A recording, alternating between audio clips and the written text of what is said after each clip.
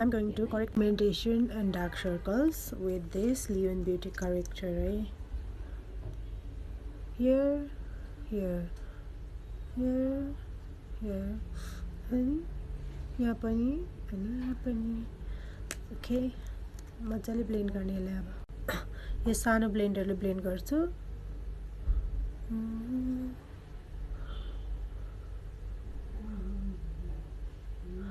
म चाहिँ करेक्ट गर्छु. कहिलेकाहीँ हो, यस्तो धेरै गर्दैन. मेकअप गर्दै गर्छु. कहिले पनि करेक्टर लगाउने बित्तिकै फाउन्डेसन र कन्सिलर लगाउनु हुँदैन. हल्का डार्क शेडको कन्सिलरले चाहिँ मेरो करेक्ट गर्छु. मसँग तेस्रो कस्मेटिकको कन्सिलर छ वाम बेसमा. ओके, म चाहिँ अब थोरै यो कन्सिलर लगाएर अनि इभन गर्छु है. यहाँ लगाउँछु, यहाँ लगाउँछु, यहाँ यहाँ जहाँ जहाँ मैले यो लगाएको छु करेक्टर त्यही ब्लेन्डरले ब्लेन्ड गर्छु. कहिले पनि करेक्टर लगाउने बित्तिकै कन्सिलर अर फाउन्डेसन लगाउनु हुँदैन. किनभने करेक्टर लगाउने बित्तिकै फाउन्डेसन कन्सिलर लगायो भने मिक्स भएर तपाईँको फाउन्डेसन पनि डिस्कलर भइदिन्छ अनि कन्सिलर पनि डिस्कलर भइदिन्छ. मैले चाहिँ येल्लो करेक्टर लगाएको हो, जुन चाहिँ मैले इभन बनाउनको लागि इभन टोन बनाउनको लागि.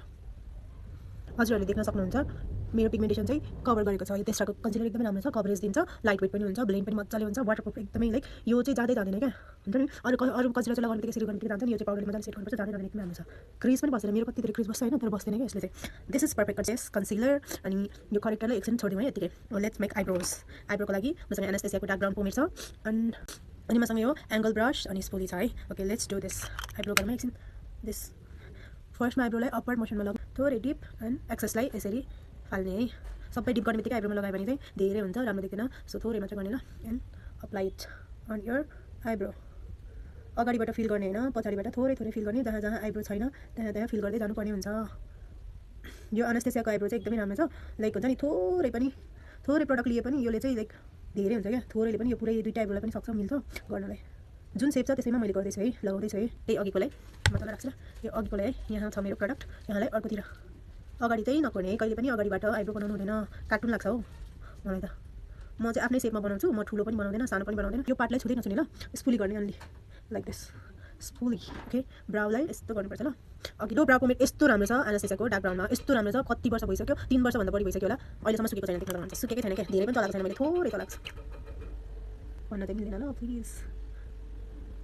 मेकअप गर्न आउँदैन भने this is easy way to do your makeup. बिगिनर्सलाई पनि एकदमै सजिलो है यो मेकअप चाहिँ. मैले कति धेरै मेकअप टिप्सहरू गरेर हुन्छ होइन, ब्राउजको पनि गर्छु, तर अपलोड गर्छु भन्छु अनि लाइक हुन्छ नि. Blend blend blend blend blend blend blend गर्नुहोस् ल. डन्ट ड्र्याग, यसरी ड्र्याग गर्ने होइन, जस्ट ब्लेन्ड इट.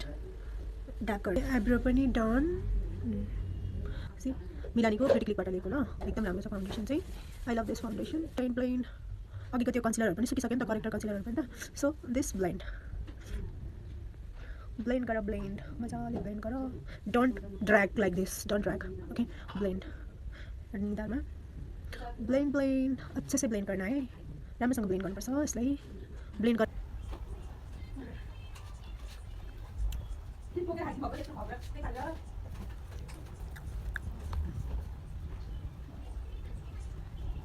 मैले कन्ट्रोल ब्लेन्ड गरेँ. यो चाहिँ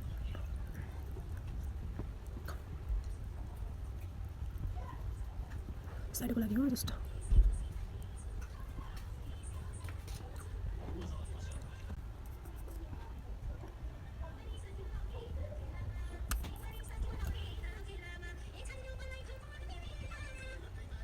Blush goes here.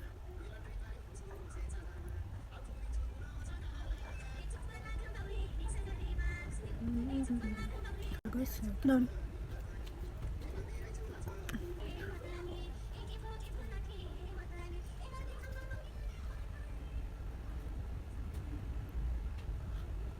Like एकदम बेटर हुन्छ. हाइलाइट को gently dab and let's gently dab.